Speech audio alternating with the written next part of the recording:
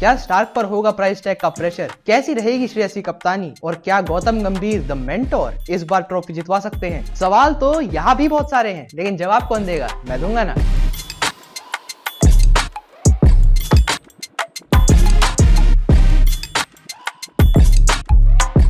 What is up everybody? I am Divyansh. Welcome to the Straight Drive. आज हम बात करने वाले हैं किंग खान की टीम के बारे में, जो कि है KKR, जो कि 2 बार ट्रॉफी भी उठा चुके हैं और इस सीजन तो और भी ज्यादा इंटरेस्टिंग दिख रहे हैं। बहुत सारी बातें हैं इस टीम के बारे में करने के लिए, तो सबसे पहले शुरू करते हैं स्क्वाड से। अगर स्क्वाड को हम देखें तो सबसे पहले रहमानुल्लाह गुरबाज, वेंकटेश अय्यर, नीतीश राणा, कप्तान Shreyas Iyer, Rinku Singh, Andre Russell, Sunil Narine, Mitchell Starc, Suyash Sharma, Varun Chakravarthy और हर्षित राणा। तो on paper as I said बहुत इंटरेस्टिंग टीम दिख रही है। बहुत सारी चीजें हैं जो पिछले साल से बहुत अच्छी हुई हैं टीम में, कुछ छोटे मोटे कंसर्न्स भी रह गए हैं, लेकिन जो स्ट्रेंथ्स हैं वो बहुत अच्छी हैं। तो पहले स्ट्रेंथ्स की तरफ आते हैं। स्ट्रेंथ्स में सबसे पहले और सबसे बड़ी स्ट्रेंथ मैं कहूंगा KKR की इस सीजन वो है स्पिन अटैक। तो अब स्पिन अटैक अगर हम देखें तो सबसे पहले सुनील नारायण, सुयश शर्मा, वरुण चक्रवर्ती और अब मुजीबुर रहमान को भी ले लिया है। मतलब कि 4 स्पिनर, जिसमें से 3 मिस्ट्री स्पिनर और 1 लेग स्पिनर के साथ उतरेगी KKR का ये स्पिन अटैक बाकी टीमों के लिए बहुत घातक साबित हो सकता है। क्यों? क्योंकि ये सारे बहुत अच्छे ऑप्शन हैं, सब में बहुत एक्सपीरियंस है, एक्सक्लूडिंग सुयश शर्मा जो कि सिर्फ 20 साल के ही है अभी। लेकिन पिछले सीजन सुयश शर्मा ने भी बहुत इंप्रेस करा था अपनी लेग स्पिन से। और सुनील नारायण तो हम सभी जानते हैं बहुत अच्छे बॉलर हैं। वरुण चक्रवर्ती और मुजीबुर रहमान दोनों बहुत टॉप क्लास मिस्ट्री स्पिनर हैं। साथ ही साथ ईडन गार्डन्स की ये पिच KKR को बहुत सूट करती है, बहुत फेवर करती है। अगर आइडियल कंडीशन मिलती है तो हो सकता है 4 स्पिनर खिलाते हुए भी दिखे इस सीजन। ये दूसरी इस सीजन KKR की बहुत बड़ी स्ट्रेंथ है श्रेयस अय्यर की वापसी। अब ये बहुत बड़ी स्ट्रेंथ क्यों है? वो इसलिए है क्योंकि पिछले सीजन बहुत ज्यादा प्रॉब्लम्स थी KKR के मिडिल ऑर्डर में। बहुत सारा लोड था नीतीश राणा के ऊपर और फायर पावर की कमी थी, स्टेबिलिटी की कमी थी। और श्रेयस अय्यर आते ही इन सारी प्रॉब्लम्स को दूर कर देते हैं। क्यों? क्योंकि मिडिल ऑर्डर में नंबर 3 या 4 पर खेलेंगे नीतीश राणा, जो पिछले साल कप्तान थे और बहुत सारा प्रेशर था उनके ऊपर। उनके कंधों से प्रेशर हटेगा तो उनकी परफॉर्मेंस अच्छी हो सकती है और साथ ही साथ स्टेबिलिटी मिलेगी लाइनअप को और साथ में फायर पावर भी। इन सब चीजों की ही तो कमी थी, ये सब श्रेयस अय्यर आके पूरी कर रहे हैं। तो मिडिल ऑर्डर इस साल बहुत अच्छा दिखेगा। तीसरी इस सीजन KKR की बहुत बड़ी स्ट्रेंथ है रिंकू सिंह। रिंकू सिंह का पिछला सीजन KKR में बहुत ही अच्छा गुजरा था।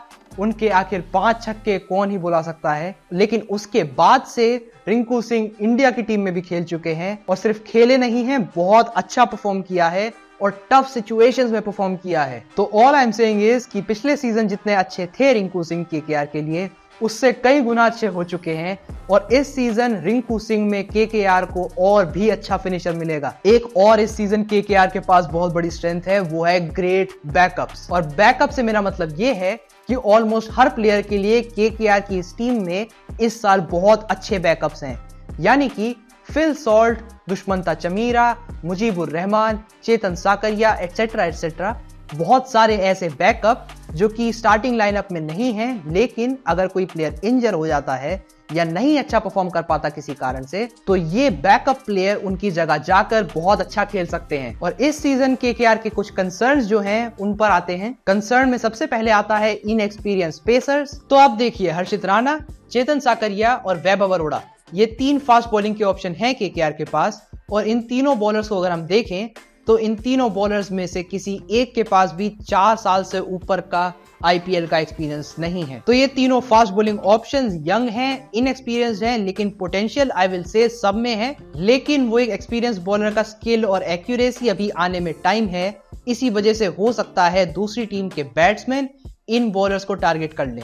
दूसरा एक छोटा सा कंसर्न KKR के लिए आता है गुरबाज द विकेट कीपर का। अब देखिए, मोस्ट लाइकली KKR के लिए first choice wicket keeper Rahmanullah Gurbaz ही रहने वाले हैं। लेकिन रहमानुल्लाह गुरबाज अपनी अफगानिस्तान की टीम के लिए फर्स्ट चॉइस कीपर नहीं है। यानी कि हर मैच में रहमानुल्लाह गुरबाज अफगानिस्तान के लिए कीपिंग करते हुए नहीं दिखते हैं। तो अब ये कंसर्न क्यों है? वो इसलिए है क्योंकि KKR के पास 4 स्पिनर हैं, जिसमें से कि 3 मिस्ट्री स्पिनर हैं और जब इतने अच्छे और इतने सारे स्पिनर आपके पास होते हैं तो यहां पर विकेट कीपर का रोल बहुत बढ़ जाता है, क्योंकि कॉट बिहाइंड, स्टंपिंग और एलबीडब्ल्यू की बहुत अपॉर्चुनिटीज आती हैं और उसमें विकेट कीपर का बहुत बड़ा रोल होता है। तो गुरबाज का इस सीजन विकेट कीपिंग का परफॉर्मेंस एक छोटा सा कंसर्न हो सकता है। तीसरा एक और कंसर्न जो केकेआर के लिए इस सीजन हो सकता है वो है ओपनिंग पेयर। तो ओपनिंग पेयर अगर आप पिछले 2 साल से देखें तो 12 प्लेयर ट्राई किए गए हैं अब तक एज ओपनर्स। तो अब आइडियली तो देखिए, आई थिंक पिछले सीजन की सबकी परफॉर्मेंस देख के मेरे को लगता है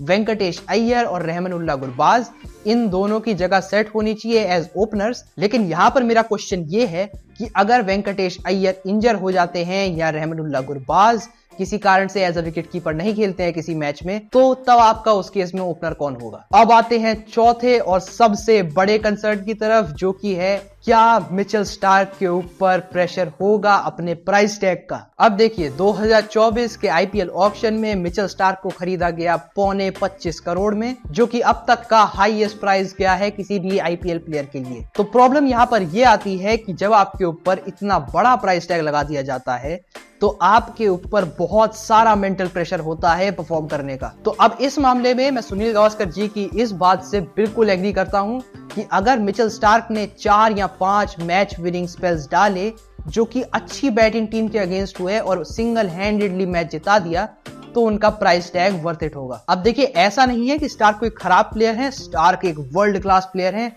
जिनको अच्छे बैट्समैन भी फेस नहीं कर पाते। लेकिन as I said, price tag जब आपके ऊपर इतना बड़ा लग जाता है तो परफॉर्मेंस का प्रेशर अपने आप ही आ जाता है। पर हम इस बात को भी डिनाई नहीं कर सकते कि स्टार्क के पास पूरी कैपेबिलिटी और टैलेंट है कि वो अपने सारे डाउटर्स को शांत कर सके। अब हमारे स्ट्रेंथ्स और कंसर्न्स खत्म, तो अब हम आते हैं नोटेबल इंपैक्ट प्लेयर्स की तरफ। नोटेबल इंपैक्ट प्लेयर्स में सबसे पहले नाम आता है चेतन साकरिया का। अगर चेतन साकरिया प्लेइंग 11 में नहीं खेलते हैं, हर्षित राणा अगर उनकी जगह खेलते हैं, तो Chetan Sakariya as an impact player या वाइस वर्सा। अब देखिए चेतन साकरिया के पास बहुत ज्यादा गति है नहीं, बहुत ज्यादा स्विंग नहीं कराते हैं बॉल को, लेकिन अपनी वेरिएशंस पर बहुत रिलाय करते हैं, अच्छे स्लोअर वंस डालते हैं, अच्छे कटर्स डालते हैं। तो इन death overs I think Chetan Sakariya बहुत अच्छा बॉलिंग कर सकते हैं। दूसरा मैं इंपैक्ट प्लेयर में बहुत इंटरेस्टिंग नाम लूंगा जो कि है केएस भरत। अब केएस भरत का मैं नाम इंटरेस्टिंग इसीलिए कह रहा हूं क्योंकि आर्ग्यूएबली वो रहमानुल्लाह गुरबाज से अच्छे विकेट कीपर हैं और ये ऑप्शन शायद केकेआर देख सकता है कि रहमानुल्लाह गुरबाज को एज अ बैट्समैन खिलवाएं और केएस भरत को एज एन इंपैक्ट प्लेयर और एज अ विकेट कीपर खिलवाएं। तीसरा केकेआर के पास इंपैक्ट प्लेयर का ऑप्शन आता है मनीष पांडे के रूप में। Manish Pandey even though best form से नहीं गुजर रहे हैं कोई पिछले कुछ टाइम से, लेकिन फिर भी उनके पास एक्सपीरियंस है और टैलेंट है कि वो as an impact player team में बैटिंग में आए और इंपैक्ट डालें। तो ऑल इन ऑल पिछले साल से बहुत स्टेबल और बहुत बेटर लाइनअप दिख रहा है इस सीजन। साथ ही साथ गौतम गंभीर ने एज अ मेंटोर ज्वाइन कर लिया है केकेआर में, जो कि एक बहुत बड़ा प्लस पॉइंट होगा। अब ये लोग कैसा परफॉर्म करेंगे ये मैं अभी नहीं कह सकता, क्योंकि आई थिंक बहुत अनप्रिडिक्टेबल लाइनअप है केकेआर का इस टाइम। ये लोग बहुत अच्छा भी कर सकते हैं, यानी इतना अच्छा कि फाइनल तक भी पुश कर सकते हैं, लेकिन ऐसा भी हो सकता है कि केकेआर की ये टीम प्लेऑफ्स के लिए भी क्वालिफाई ना कर पाए। तो अभी तो परफॉर्मेंस का मैं इसीलिए कुछ कहूंगा नहीं, क्योंकि बहुत अनप्रिडिक्टेबल इनका परफॉर्मेंस हो सकता है, लेकिन आई एम डेफिनेटली श्योर इस साल पॉइंट्स टेबल बहुत इंटरेस्टिंग रहने वाली है। तो यहीं पर खत्म होता है हमारा आज का एनालिसिस।